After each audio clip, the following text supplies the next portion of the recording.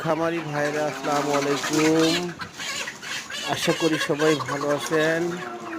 আমিও আপনাদের দোয়াতে ভালো আছি ইনশাআল্লাহ। আবার চলে এলাম আপনাদের মাঝে।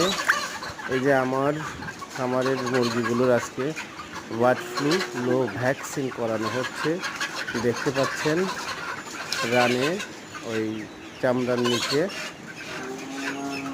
ভ্যাকসিন কিভাবে করছে দেখেন। ভ্যাকসিনটা গলার সঙ্গে ঝুলিয়ে নিয়েছে দেখেন।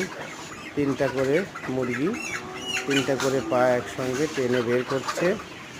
বের করে নিয়ে আসি তিনটা করে আপনার ভ্যাকসিন করছে দেখেন। আপনারা যারাই খামার ব্যবসার সাথে জড়িত অবশ্যই নিয়মিত ভ্যাকসিনগুলো কমপ্লিট করাবেন। ভ্যাকসিন করালে আপনার মুরগির রিস্কটা কমে যাবে ইনশাল্লাহ।